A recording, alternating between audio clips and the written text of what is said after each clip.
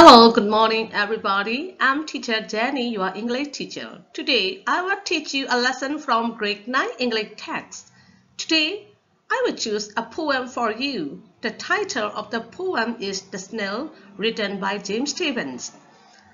အားလုံးပဲမင်္ဂလာပါ teacher Jenny ပါသားတို့သမီးတို့ကိုဒီနေ့အထမတန်းအင်္ဂလိပ်ဖတ်စာအုပ်ထဲကနေပြီးတော့သင်ခန်းစာလေးတစ်ခုကိုသင်ကြားပေးမှာဖြစ်ပါတယ်ဒီနေ့ teacher ကတော့သားတို့သမီးတို့အတွက်ကြပြလေးတစ်ပုဒ်ကိုရွေးချယ်ထားတာပါအဲ့ဒီကြပြလေးနာမည်ကတော့ The Snare ဆိုတဲ့ကြပြလေးပဲဖြစ်ပါတယ်အဲ့ဒီကြပြကိုရေးသားခဲ့တဲ့သူကတော့ James Stevens ပဲဖြစ်ပါတယ် Okay, let's learn about the poem James Stevens.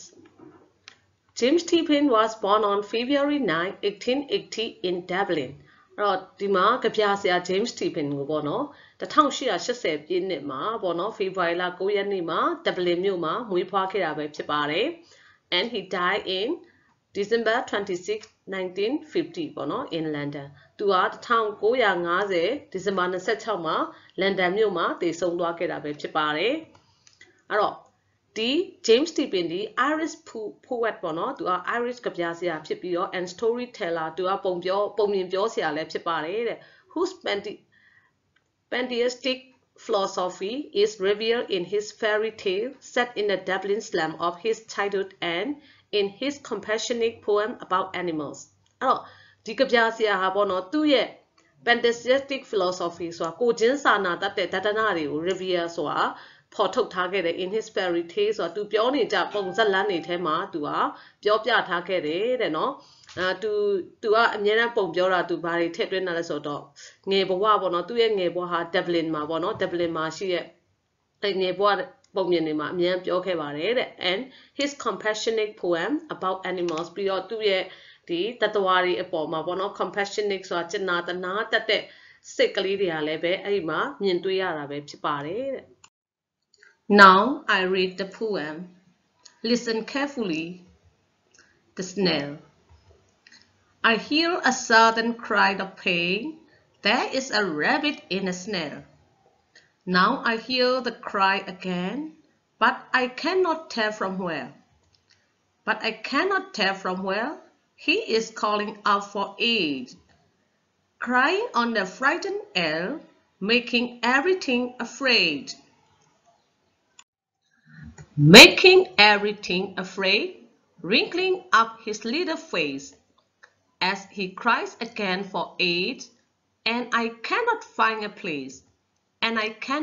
a place where his paw is in the snare. Little one, oh little one, I'm searching everywhere. By James Stevens. Now I want to explain the words and meanings from the Snare poem. 1. Aid. Here, aid is used as noun. Its meaning is have. ဒီနေရာမှာ aid ဟာဆိုလို့ရှိရင် noun အနေနဲ့သုံးရင်အကူအညီလို့အဓိပ္ပာယ်ရပါတယ်။သူရဲ့ same meaning ကတော့ have ဖြစ်ပါတယ်။ For example, Lala does not want an aid from her aunt. အဲ့တော့လှလှက does not want အလိုမရှိဘူး an aid from her aunt သူမရဲ့အတော်စီကနေအကူအညီကိုမရချင်ဘူးဆိုတဲ့အဓိပ္ပာယ်မျိုးမှာ aid ကိုသုံးနှုန်းထားတာပဲဖြစ်ပါတယ် 2. Cry ဒီ cry ကလည်းဒီမှာ noun အနေနဲ့သုံးထားတာဖြစ်ပါတယ်သူ့ရဲ့ meanings ကတော့လောက်ဆောင်ကျယ်လောင်သောအတန်သို့မဟုတ်လောက်ရှောက်ကျယ်လောင်စွာအော်သောအတန်ပေါ့နော်အဲ့လိုမျိုးအနေနဲ့သုံးထားတယ်ဘယ်အခါမှာပြုလုပ်တတ်ကြလဲ we make when we are frightened hurt or in pain ငါတို့ထိတ်လန့်တဲ့အခါမှာနာကျင်တဲ့အခါမှာဝေဒနာတွေခံစားရတဲ့အခါမှာဒီကျယ်လောင်တဲ့အတန်တွေကျယ်လောင်သောအော်ဒန်တွေကိုပြုလုပ်တတ်ကြတာပဲဖြစ်ပါတယ်ဒီ cry ကိုပဲ verb အနေနဲ့သုံးမယ်ဆိုတော့ make a loud sound သူကကျယ်လောင်တဲ့အတန်ကိုပြုလုပ်သည် shout loudly ကျယ်လောင်စွာအော်သည်ဆိုတဲ့ meanings ကိုရပါတယ်အဲ့တော့ဒါလည်းပဲအခါမှာပြုလုပ်တာလဲ when we are frightened or hurt နာကျင်တဲ့အခါမှာထိတ်လန့်တဲ့အခါမှာငါတို့တွေဒီလိုပြုလုပ်တတ်ကြတာဖြစ်ပါတယ် For example, he cried with pain when he fell and broke his leg အဲ့တော့သူဟာတဲ့နာကျင်စွာနဲ့အော်တယ်ဒီနားမှာငိုတယ်လို့မပြောနာကျင်စွာအော်တယ်သူက he fell and broke his leg သူလဲကျပြီးတော့သူ့ခြေထောက်ကျိုးသွားတဲ့အခါမှာနာကျင်စွာအော်တယ်ဆိုတဲ့အဓိပ္ပာယ်ရတာပဲဖြစ်ပါတယ် Number 4, paw. ဒီမှာ paw ကကြတော့ foot of an animal that has nails or claw. ဒီတိရစ္ဆာန်သို့မဟုတ်သတ္တဝါတစ်ကောင်ရဲ့ခြေထောက်ပေါ့နော်အဲ့မှာခြေသဲတွေနော် nail or claw ဆိုတာခြေသဲလက်သဲပါတဲ့နေရာ foot ပေါ့နော်အဲ့ဒါလေးကို paw လို့ခေါ်တာပဲဖြစ်ပါတယ် For example, cats have very soft paw. ကြောင်နေမှာအရန်ကိုနူးညံ့တဲ့ပေါ့နော်ခြေသဲတွေရှိတယ်ဆိုတဲ့အဓိပ္ပာယ်မျိုးပဲဖြစ်ပါတယ် Wrinkling ဆိုတာဒီမှာ noun ပေါ့နော်သူကဘာလဲဆိုတော့ making lines appear on the face. Wrinkling ဆိုတာကmaking lines appear on the face ဆိုတော့မျက်နှာပေါ်မှာလှိုင်းတွေဖြစ်ပေါ်လာအောင်ပေါ့နော်အစင်းကြောင်းတွေဖြစ်အောင်ဆိုတာပြောချင်တာကမျက်နှာကိုရှုံးမဲ့တာကိုပြောရှုံးမဲ့လိုက်ရင်မျက်နှာမှာပေါ့နော်တွန့်သွားတာလေအဲ့လိုဆိုတော့ wrinkling ဆိုတာမျက်နှာကိုရှုံးမဲ့တဲ့ဟာကို wrinkling လို့ခေါ်တာဖြစ်ပါတယ် Now number 5 wrinkling the face ကလည်းမျက်နှာကိုရှုံးသွားထားတယ်ဆိုတော့ creasing the face with pain နာကျင်စွာနဲ့ရှုံးမဲ့နေတဲ့မျက်နှာမျိုးကိုပြောတာဖြစ်ပါတယ် Now number 6 crying ဆိုတာဒီမှာ weeping ပေါ့နော်ညီးတွားတန် crying ကငိုကြွေးဆိုတဲ့ညီးတွားတာပေါ့နော်ငိုတာလည်းဟုတ်တယ်ငိုညီးနေတဲ့အတန်မျိုးကို crying လို့သုံးထားတာဖြစ်ပါတယ် Now snare ဆိုတာကတော့ trap ပေါ့နော်ထောင်ချောက်ဖြစ်ပါတယ်ထောင်ချောက်ဆိုတော့ဒီတောထဲမှာသားကောင်တွေကိုလိုက်ပြီးဖမ်းတဲ့အခါမှာသားကောင်ငယ်တွေဆိုရင်ထောင်ချောက်အသေးလေးတွေပေါ့ဒီလိုကြိုးကြော့ကွင်းလိုမျိုးလေးလှုပ်ထားတာတွေက trap ပေါ့နော်နောက်တစ်ခုကကျတော့ဒီလိုတံပါဇက်လိုမျိုးနဲ့အဲ့မှာသွားပြီးခြေထောက်ညက်သွားအောင်လုပ်တာမျိုးတွေလည်း trap ပဲပေါ့နော်ဒါတွေကကျတော့ trap ရဲ့ဒီ trap ပုံလေးတွေပဲဖြစ်ပါတယ်လို့ဒါ trap တွေကတော့အမျိုးမျိုးရှိရပေါ့နော်သူ့ data ကိုသုံးလိုက်ပြီးတော့ trap အမျိုးမျိုး snare အမျိုးမျိုးကိုသုံးနှုံးပြီးတော့သားကောင်လေးတွေကိုဖမ်းဆီးကြတာပဲဖြစ်ပါတယ် Now I want to explain the first stanza. I hear a sudden cry of pain. There is a rabbit in a snare. Now I hear the cry again, but I cannot tell from where. အဲ့တော့ဒီပထမစာပိုက်ထဲမှာပေါ့နော်တားတို့သမီးတို့ခဏအောင်က meanings တွေ words တွေရဲ့ meanings တွေကိုသိပြီးဖြစ်ပြီးဆိုတဲ့အခါကျတော့ဒီပထမစာပိုက်လေးကို teacher ရှင်းပြချင်ပါတယ်အဲ့တော့ဒီ first stanza ထဲမှာသူကဘာပြောချင်တာလဲကြပြဆရာဘာပြောချင်တာလဲဆိုတော့ in the first stanza ထဲမှာတဲ့ we come to know ငါတို့သိလာရတယ်ဒီစာပိုက်လေးကိုဖတ်လိုက်တာ ਨੇ တက်တက်ပိုးပဲကြပြဆရာက suddenly hears သူရုပ်ပြက်ကြားလိုက်တယ်ပေါ့နော် I ဆိုတာကကြပြဆရာကိုပြောတာပါ I hear ဆိုတာငါကြားခဲ့တယ် sudden cry of pain ဆိုတာသူကြားတာရုပ်ပြက်ကြားလိုက်တာတော့ painful cry ပေါ့နော်နာကျင်စွာအော်လိုက်တဲ့အတန်ကိုသူကြားလိုက်ပါတယ်တဲ့ There is a rabbit in a snare ဆိုတာကတော့အဲ့ဒီအတန်ဟာ that same အဲ့ဒီအတန်ဟာတူတယ်ပေါ့နော် the cry of a rabbit ယုံတကောင်ရဲ့အတန်နဲ့တူတယ်ဘလို့ယုံလဲဆိုတော့ which has been caught up in a snare ဒီထောင်ချောက်ထဲမှာမိနေတဲ့ယုံတကောင်ရဲ့အတန်နဲ့တူပါတယ်တဲ့ Now I hear the cry again ဟောဒီတစ်ခါလဲငါကြားပြန်ပြီဆိုတော့He hears the sound of pain again ပေါ့နော်သူအဲ့ဒီနာကျင်စွာအော်တဲ့အတန်ကိုတစ်ခါပြန်ကြားရပါတယ်တဲ့ But I cannot tell from where အဲ့ဒါဘာပြောဆို He failed to locate the place as he does not know where the sound is coming from ဆိုသူကတော့အဲ့ဒီပေါ့နော်အဲ့ဒီအတန်ထွက်လာတဲ့ဘယ်နေရာမှာထွက်လာတာလဲဆိုတာကိုပေါ့နော်မရှာတတ်ဘူးဖြစ်နေတယ်ပေါ့ဘယ်နေရာကလာတယ်ဆိုတာသူမသိဘူးဖြစ်နေတယ်လို့ပြောတာဖြစ်ပါတယ်ဒါဆိုရင်ဒီ first stanza လေးကိုပြောမယ်ဆိုရင်ကြပြဆရာကရုပ်တရက်ပေါ့နော်ဒီနာကျင်စွာအော်တဲ့အတန်လေးကိုကြားလိုက်ရတယ်အဲ့ဒီအတန်ဟာထောင်ချောက်တစ်ခုမှာမိနေတဲ့ယုံကလေးတစ်ကောင်ရဲ့အတန်နဲ့တူတယ်ဟောသူဒီတစ်ခါမှလည်းယုံရဲ့အော်တန်လေးကိုကြားရပြန်ပြီဒါပေမဲ့အဲ့ဒီအတန်ဟာဘယ်နေရာကနေလာတယ်ဆိုတာကိုတော့ကြပြဆရာကပြောမပြတတ်ပါဘူးပေါ့နော်အဲ့တော့ explanation ကိုကြည့်ရအောင် in the first stanza we come to know that the poet suddenly hears a painful cry that seems the cry of a rabbit which has been caught up in a snare he hears the sound of pain again but he fails to locate the place as he does not know where the sound is coming from. Let's move to the second stanza. But I cannot tell from where he is calling out for aid, crying on the frightened air, making everything afraid. Alors, the Dudia Sabeko Setia, but I cannot tell from where. Alors, Tugaro, Eddie Atan Lare Niago, Matibabu, he is calling out for aid. So he saw Diniama rabbit go Yoraba. Youngly has solution, a kunigo, downida, pipare, crying on the frightened air. So, Acharo, the Najanade at Nahabono, to go Tailansi there, but Tailansi there, BND, but winch in the Kulonga level, one or Jausia Gaune, but winch in the Kupchetwazi there, or making everything afraid, so Ragaro, but winch in the Kulonga solution, the Quebec. The Atan Jamulo Bono, Jausia, Gauni da Pipare. Alors, Dalio explanation of Taleti. He does not know where the sound of pain comes from. Alors, he does not know, so Dinama Hiaro Gabiasiaba, Gabiasia does not know that Matiro Babu, where the sound of pain comes from. Eri Najanet Naha Beniaga Lares or Gabiasiaga Matibabu, the rabbit is calling for help. Young Liaro Akunio, Downina Pipare, the painful cry haunts him and is create an horror in the whole atmosphere. Alors, the Najin Swag Moni that has Lucian Bono, do let or be Tailansi the bo, Ella Tailansi be all, Baptisi less or the Pawinchini the Kulong Ramabono, Chausia Gown and Bono, Arina Jenswang Moni that Chausia Gown Winchinly the Kupsa City. Is create a frightening atmosphere so the Quebec Lanzia, but Winstonly Pinibare. The poet feel that in a state, everyone feel that in such a state, every feel afraid. So the Chinema, one of Gabiasiaga, Elo Kansayare, Elo Chinema, Ludangale, Elo Jaulamugo, Kansaya Bame. The effect is so sorrowful here. Diniama Jaro, 2 years, the Bono. Joseph Ninero to Dinama Yango Bono, 1 name, 1 name, Sora,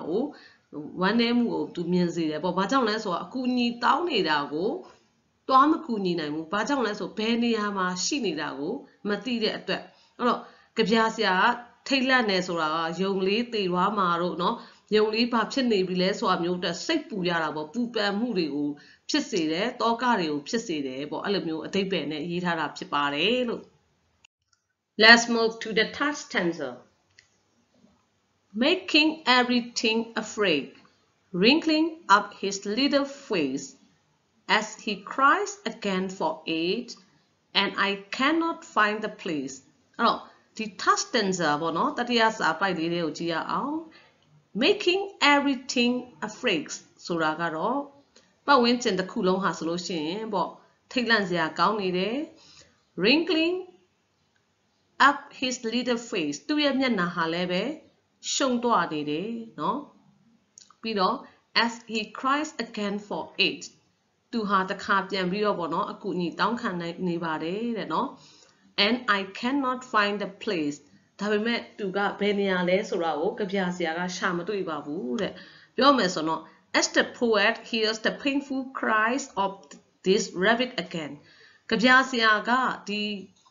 Youngly yet Najinswa or needed Tanligo, Jaya at Jamalo, he tries hard to find out the place where it is trouble. To Beniama Dokaya need the less Urago like Shabare. He imagines to Sekuyan like that, the small face of the rabbit. Youngly and Yanali has wrinkled up in soft pain, bono. The Najemujamolo, Yanaha, Shondwani Melo, Dinama. Gabiasia Sekuyan Harabono, to young Liu, to Amian like that, young Limiana, Shondwani, so Amian like that, who the met the Launa Jenny, so in, young Liamiana, Shondwani Mabebo. The rabbit calls again for help, but the poet is unable to discover the animal. Ho young Liaro, the cab, Yami Kuni Downy be Gabiasia Liaro, young Ligo, Shamatui de Babu, at recently, Shamatui de Babu, Bono. Hello? As the poet hears the painful cries of this rabbit again, he tries hard to find out the place where is his trouble. He imagines the small face of the rabbit wrinkled up in sharp pain. The rabbit calls again for help, but the poet is unable to discover the animals. Now look at the fourth stanza. And I cannot find the place where his paw is in the snare. Little one, oh little one, I'm searching everywhere. အဲ့တော့ဒီနေရာမှာကြပြဆရာကတော့တဲ့ and I cannot find the place အဲ့ဒီနေရာကိုသူရှာမတွေ့သေးပါဘူးတဲ့ where his paw is in the snare ဆိုတာထောင်ချောက်ထဲမှာပေါ့နော်ခြေထောက်မိနေတဲ့နေရာလေးပေါ့အဲ့ဒီယုံလေးကခြေထောက်မှာထောင်ချောက်မိနေတဲ့နေရာလေးကိုသူရှာလို့မတွေ့သေးပါဘူးတဲ့ little one oh little one ဆိုတာအော်တနာစရာလေးရဲ့တနာစရာယုံကလေးရဲ့ပေါ့ I'm searching everywhere ငါနေရာတိုင်းမှာမင်းကိုရှာနေပါတယ်ကွယ်တဲ့ The poet is not able to find the place where the paw of the rabbit is caught in the snare. Here he talks about the protection and freedom of wild animals. The poet feels that the paw of the rabbit is caught up in a trap and is calling out for help. The poet hears the call again and again, and he does his level best to find him. This incident arouses the sympathy for the poor and weak. အဲ့တော့ဒီမှာကြပြဆရာကဘာပြောထားလဲဆို the poet ကြပြဆရာဒီ is not able to find the place အဲ့နေရာကိုရှာမတွေ့ဘူးဘယ်နေရာလဲဆိုတော့ where the paw of the rabbit is caught in a snare ယုံလေးရဲ့ခြေထောက်ထောင်ချောက်မိနေတဲ့နေရာလေးကိုကြပြဆရာကရှာမတွေ့ဘူးတဲ့ Here he talks about the protection and freedom of wild animals ဒီနေရာမှာကြပြဆရာဘာကိုပြောချင်တာလဲဆိုတော့ဘာကိုပြောချင်တာလဲဆိုတော့ဒီ wild animals ဆိုတာတာရေးတိရစ္ဆာန်တွေရဲ့အကွာအကွယ်ရဖို့ရန်အတွက်နဲ့ freedom ဆိုတာလွတ်မြောက်ဖို့ရန်အတွက်သူပြောနေခြင်းပဲဖြစ်ပါတယ်တဲ့ The poet feels that the paw of the rabbit is caught up in a trap and it is calling out for help ဒီမှာကြပြဆရာခံစားမိတာကတော့ယုံလေးရဲ့ခြေထောက်ဟာဆိုလို့ရှိရင်ထောင်ချောက်မှာမိနေတယ်ပြီးတော့ယုံလေးဟာအကူအညီတောင်းနေတယ် The poet hears the call again and again ကြပြဆရာဟာအဲ့လိုခေါ်တံကိုအကြိမ်ကြိမ်ကြားနေရပါတယ်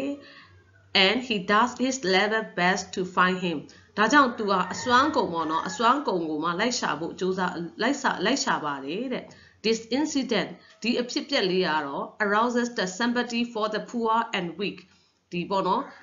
ဒီဆင်းရဲသားတွေနဲ့ဒီအားငယ်တဲ့လူတွေကိုပေါ့နော်တနာစရာကောင်းတဲ့လူတွေကို sympathy ပေါ့ကိုချင်းစာတရားထားရှိဖို့ရန်အတွက်ဒီအဖြစ်အပျက်ကလေးကနှိုးဆော်နေတာပဲဖြစ်ပါတယ်လို့ Okay now I want to ask some question I want to know if you understand or not ကဲတားတို့သမီးတို့ကိုဒီချက်ကဒီ snare ကြပြလေးကို explain လုပ်ပြီးသွားပြီဆိုတဲ့အခါကျတော့ဒီကြပြလေးပေါ်မှာတားတို့သမီးတို့ဘယ်လောက်နားလည်လဲဆိုတာနဲ့ပတ်သက်ပြီးတော့မိကွန်းအနေငယ်မေးချင်ပါတယ်အောက်ကမိကွန်းလေးတွေကိုဖြည့်ကြည့်ရအောင်နော်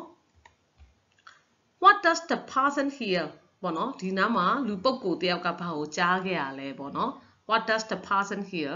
ဘာကြားခဲ့ရလဲစဉ်းစားကြည့်မယ်သူကြပြရဲ့အစမှာလေဘာကြားခဲ့ရလဲဟုတ်တယ် The person hears a sudden cry of pain ရုတ်တရက်ပေါ့နော်နာကျင်စွာအော်လိုက်တဲ့အတန်လေးကိုကြားခဲ့တာပဲဖြစ်ပါတယ်ဒါကြောင့်မလို့သူ့အဖေက The person hears a sudden cry of pain ပေါ့နော်ရုတ်တရက်နာကျင်စွာအော်တဲ့အတန်လေးကိုကြားပါတယ် Okay question number 2 What kind of cry does the rabbit makes Use 3 words to describe the cry အဲ့တော့ဘယ်လိုအတန်မျိုးကိုယုံလေးကပြုလုပ်တာလဲပြီးတော့အဲ့ဒီအတန်ကိုဖော်ပြဖို့အတွက်စလုံး၃လုံးကိုအသုံးပြုပေးပါတဲ့အဲ့တော့အဲ့ဒီ cry လေးကဒီ order ဘယ်လိုအတန်လဲ sudden ရုတ်တရက်ဖြစ်တော့ painful နာကျင်တော့ frightened ထိတ်လန့်စရာကောင်းတော့ဆိုတော့ 3 adjective ကိုပေါ့နော်သုံးထားတယ်နော်ရုတ်တရက်လည်းဖြစ်တယ် painful နာကျင်တယ်နောက် frightened ထိတ်လန့်တယ်ပေါ့နော်ဒီအတန်ဟာရုတ်တရက်နာကျင်ပြီးထိတ်လန့်တဲ့အတန်ကိုပြုလုပ်ခဲ့တာပဲဖြစ်ပါတယ်လို့ What does wrinkling means What does it suggest ဒီနေရာမှာ wrinkling ကဘာကိုဆိုလိုတာလဲဘာကိုသူက suggest လုပ်ထားတာလဲတဲ့နည်းနည်းစဉ်းစားကြည့်ရအောင်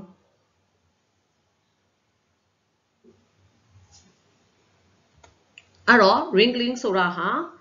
something up making lines appear on the face it suggests that the rabbit was passing through a very troublesome time ပေါ့နော်ဒီမှာဘာလို့ဆိုလို့လဲဆို something up ဆိုတာ shong tua ni bo no nyat na ma ba le line ni paw aung naung phit ni bo no ai da ka ba ko suggest လုပ်တာလဲဆိုတော့ rabbit ဟာယုံလေးရဆိုရင် what passing through ဆိုတာဖြတ်တန်းနေရတယ် very troublesome time ဆိုတော့အရန်ကိုဒုက္ခရောက်နေတဲ့အခြေအနေနဲ့ကြုံတွေ့နေရတယ်ဆိုတာကို suggest လုပ်ချင်တာပေါ့နော်ဖော်ပြချင်လို့ wrinkling ဆိုတဲ့စလုံးလေးကို watch လေးကိုဒီနေရာမှာသုံးထားတာပဲဖြစ်ပါတယ် Question D Which part of the rabbit is trapped ယုံရဲ့ဘယ်အစိတ်အပိုင်းဟာထောင်ချောက်ထဲမှာမိနေတာလဲတဲ့အဲ့တော့အဖြေက His paw is trapped in the snare. His paw ဆိုတာယုံလေးရဲ့ခြေထောက်ခါဒီထောင်ချောက်ထဲမှာမိနေပါတယ် Question E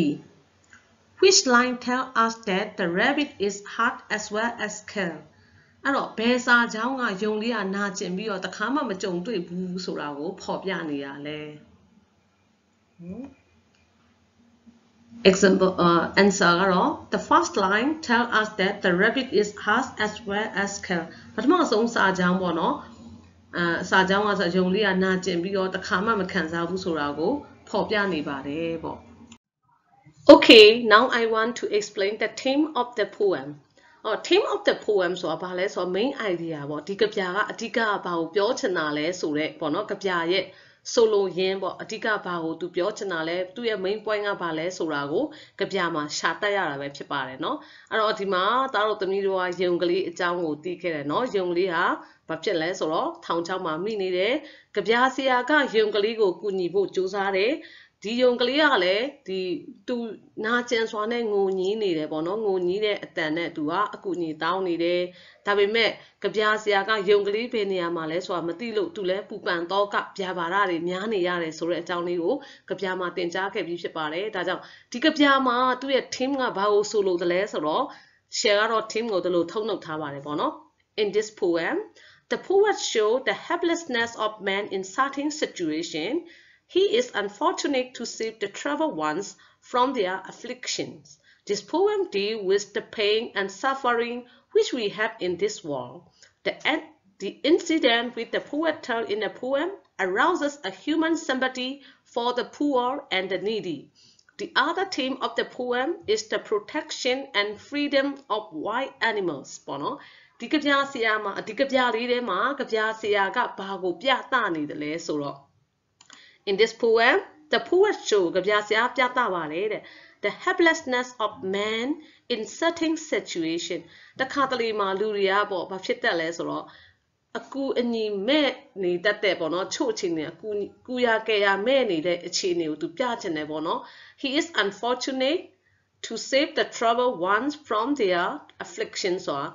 tu getting kanyabo getting boya at to Baptini lesoroli, Kamakamu. ဘာဖြစ်လို့လဲဆိုတော့သူခံစားနေရဝေဒနာတွေသူ့ကဲတင်နိုင်ဖို့ရန်အတွက်သူ့မမြင်လိုက်တာတော့မသိလိုက်တာတော့ရှာမတွေ့တာတော့အဲ့လိုမျိုးတွေဖြစ်တတ်တယ်တဲ့ This poem ဒီကဗျာက deal with ဆိုတာဆက်ဆက်နေပါတယ် the pain and suffering which we have in this world ဒီကဘာလောကကြီးမှာကျွန်တော်တို့ကျမတို့ပေါ့နော်ဆရာတို့ဗာလဲဆရာမတို့တွေတားတို့သမီးတို့တွေအကုန်လုံးရင်ဆိုင်ကြုံတွေ့နေရတဲ့ဒုက္ခဝေဒနာတွေပေါ့နော်ပြောမယ်ဆိုရင်တော့လောကဓာတ်တရားတွေနဲ့လည်းဆက်ဆက်ပတ်သက်နေပါတယ် The incident with the poet tell in the poems ဒီကဗျာလေးထဲမှာကဗျာဆရာဖော်ပြထားတဲ့ဒီအဖြစ်အပျက်လေးအကြောင်းအရာလေးอ่ะဆိုလို့ရှိရင် arouses ဆိုတာနှိုးဆွပေးနေတယ်တဲ့နော် A human sympathy လူတွေကိုကိုချင်းစာတရားထားဖို့ရန်ပေါ့နော် For the poor and the needy ပေါ့ဒီဆင်းရဲတဲ့လူတွေလိုအပ်နေတဲ့လူတွေပေါ့နော်ဒီတနာစရာကောင်းတဲ့လူတွေလိုအပ်နေတဲ့လူတွေကိုချင်းစာတရားထားတတ်ဖို့ဆိုတဲ့စိတ်ကလေးကိုနှိုးဆွပေးနေတာပဲဖြစ်ပါတယ်နောက်တစ်ချက်ကတော့ the other theme of the poem ကဗျာရဲ့နောက်ထပ်ပေါ့နော် main idea လေးတစ်ခုပါလဲဆိုတော့ is the protection and freedom of wild animal ဒီတာရေးသရိษံမျိုးစိတ်လေးတွေကိုကာကွယ်ပေးရမယ်လွတ်လပ်ခွင့်ပေးရမယ်ဆိုတဲ့ main idea လေးကိုဒီကဗျာလေးတွေကဖော်ပြပေးထားတာဖြစ်ပါတယ်ဒါတို့သမီးတို့အခုတစ်ချက်တင်သွားတဲ့ကဗျာလေးတွေကိုနားလည်မယ်လို့တစ်ချက်ကမျှော်လင့်ပါတယ် Okay that's enough for all let me stop my lesson here today thank you for your learning my lessons bye